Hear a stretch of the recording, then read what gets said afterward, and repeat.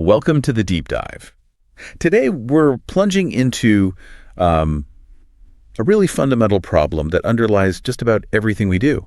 Everything. Biological coordination. Yeah. This isn't just, making your hands and feet cooperate.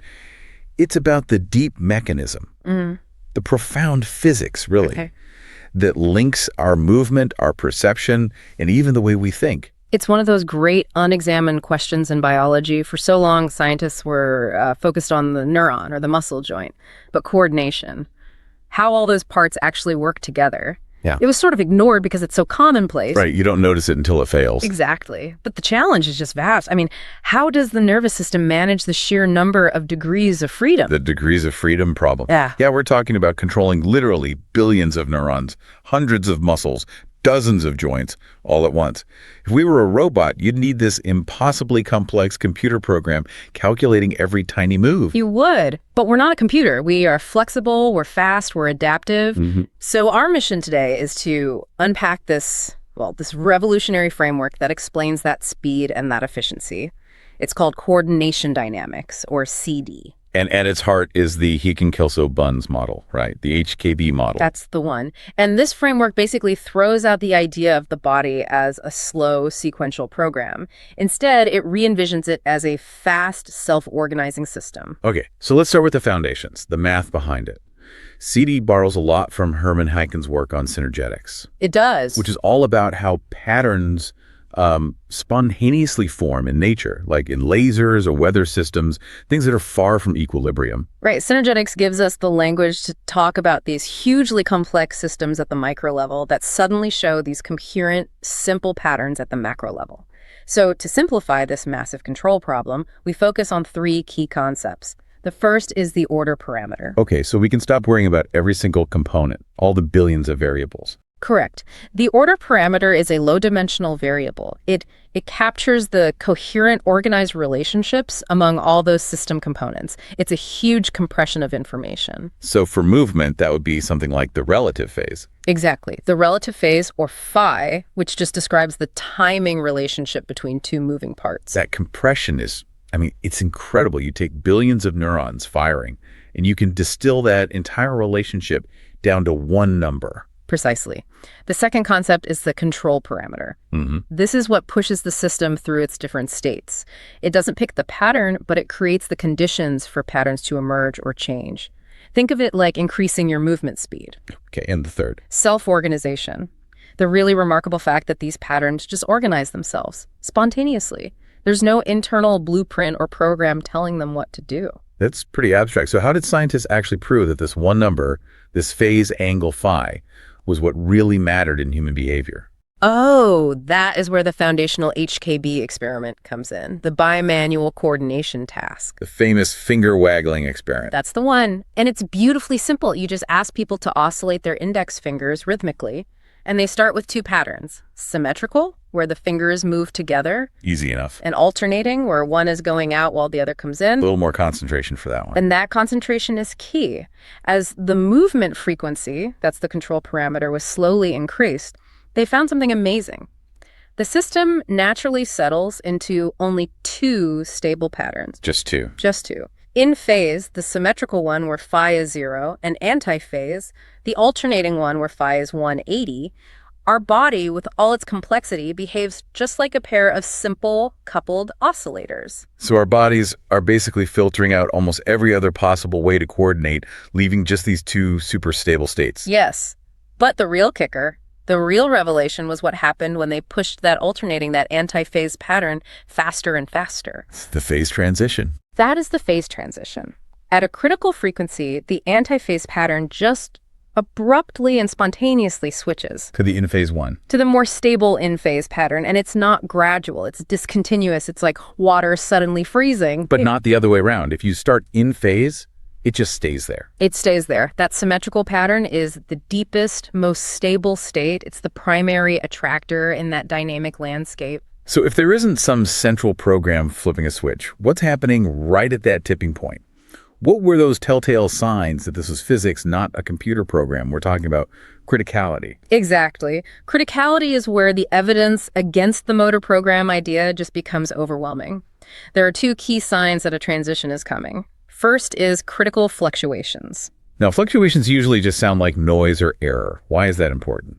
Because before the switch, the variability of that relative phase, the noise, it increases dramatically, the system starts to jitter. But this isn't just an error. This is the system exploring its possibilities. The fluctuations are actually helping the system find and settle into a new, more stable pattern.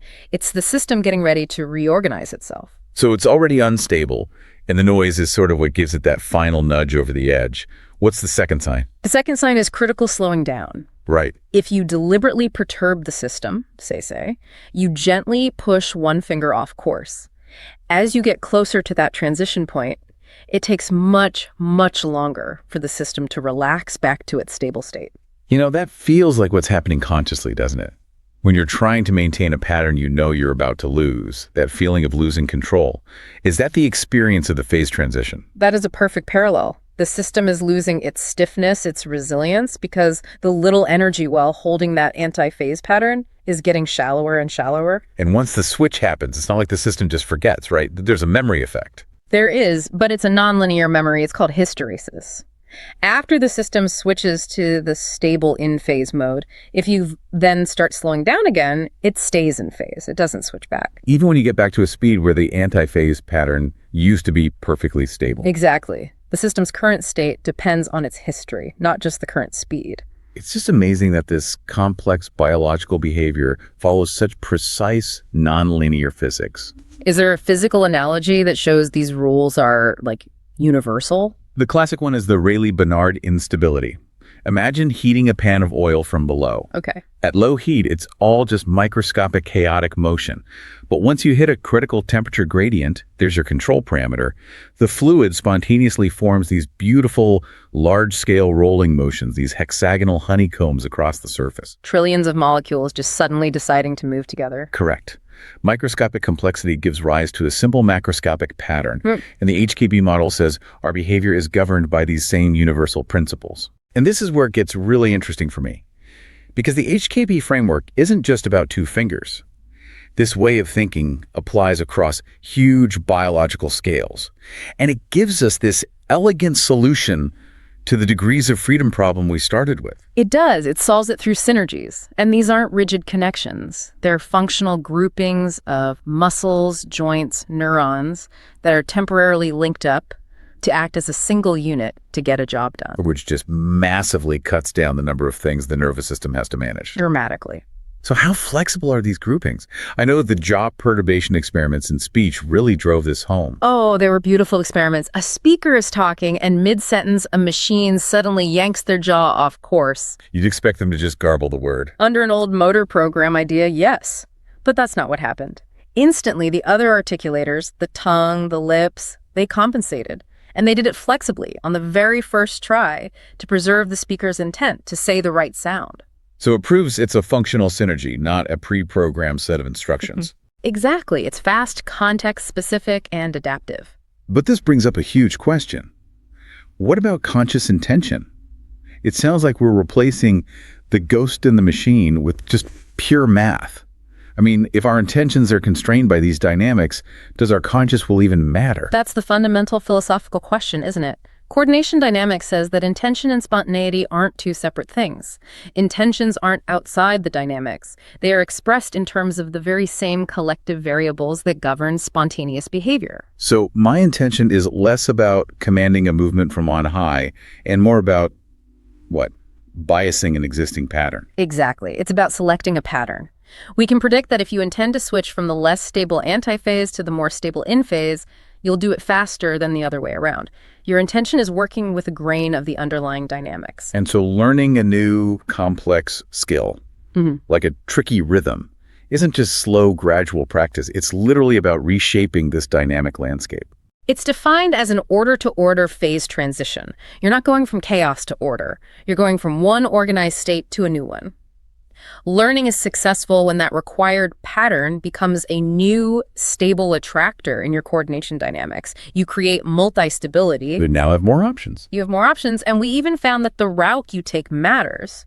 Some people learn through a bifurcation route, where the new pattern just abruptly appears after some instability. Others use a shift route, where an old pattern kind of morphs into the new one, and that affects how fast they learn. Okay, so zooming all the way out, the big thesis here is that the brain itself is a pattern-forming, self-organized system. Fundamentally. And it operates near instability, near criticality. I like to call it a twinkling system. It's this closeness to instability that allows it to be so flexible, to switch so quickly between all these different patterns of thought and action. Does this self-organization go all the way down, like deep inside a single neuron? Absolutely. The principles scale. If you look at ion channels, the little gates controlling electrical signals in a cell, their switching between open and closed shows fractal scaling. So it's not random. It's not random at all. Yeah. The patterns of opening and closing repeat at ever larger timescales. This suggests a global, cooperative, synergetic process within the channel molecule itself. The same dynamic principle is at work. Wow. From molecules to motor systems. So what about perception? Can we use the same HKB strategy, using a control parameter to cause a phase transition, to understand how we categorize the world? We can. And the results strongly suggest that perception and action speak the same dynamic language. Take categorical perception. Grouping continuous information into neat little boxes. Exactly, like in speech, telling the difference between say and stay. Which really only differ by a tiny silent gap after the is. Right, and if you use that silent gap as your control parameter and you lengthen it bit by bit, the listener's perception doesn't change smoothly, it just flips. It switches abruptly at a critical boundary. Just like the finger switching coordination. It's a perfect parallel. The cognitive decision of what word you heard shows the same instability markers as a physical movement. It's the same dynamics. So for the brain to be this flexible, it can't be rigidly stuck in any one state. No, it often resides in what we call a monestable regime. It's this dynamic sweet spot, this balance between two competing tendencies. And what are those? The drive toward integration, where all the parts of the brain want to work together as one, and the drive toward segregation, where individual parts want to do their own thing. Too much integration and you're rigid. Right, you get stuck. Too much segregation and you have no coherence, no meaningful thoughts. Monastability is the dynamic that allows you to be both integrated and flexible. This also changes how we think about an organism interacting with its environment, right? Through this idea of affordances. Yes. Affordances are what the environment offers you for action, and they are always perceived relative to your body's capabilities, not some external metric. Like climbing stairs. It's not just about how high the stair is. Exactly. William Warren showed that what matters is a dimensionless number, p. It's the ratio of the riser height, r, to your leg length, l. And the most comfortable, most efficient climbing height corresponds to a fixed value of p, around 0.26, no matter how tall or short you are. It's a dynamic fit between the world and the body, captured by one simple relational number. It's an economy of information, and you see it in nature, too. A gannet diving for a fish doesn't calculate height and velocity. It uses a single informational variable called tau, which specifies time to contact. It times its wing folding using that one variable. It's a massive compression of visual input into one critical quantity. So bringing this all together, what's the final takeaway? I think it's that coordination dynamics offers a truly unified description. The link between brain, body, and behavior isn't about specific wiring, but about an abstract order parameter isomorphism. The same low-dimensional dynamical principles, phase transitions, criticality apply everywhere, no matter if the parts are muscles, neurons, or even sound waves. It really shifts the focus, doesn't it? You stop trying to measure all the individual things, and you start looking for the crucial relations among things. You realize that incredibly complex behavior can come from just a few simple nonlinear rules. It's a true economy of principle, and that leads to, I think, a final provocative thought for you to consider. The central hypothesis here is that these spontaneous, self-organizing coordination tendencies are the very foundation from which agency and consciousness spring. The awareness of self. The most fundamental kind. If these complex, coordinated movements are emergent patterns that happen before we decide to make them happen, what does that really imply about the origin of our sense of will? It suggests that our will might not be some separate commander telling the dynamics what to do, but rather a sophisticated expression of those deep, self-organized dynamics themselves.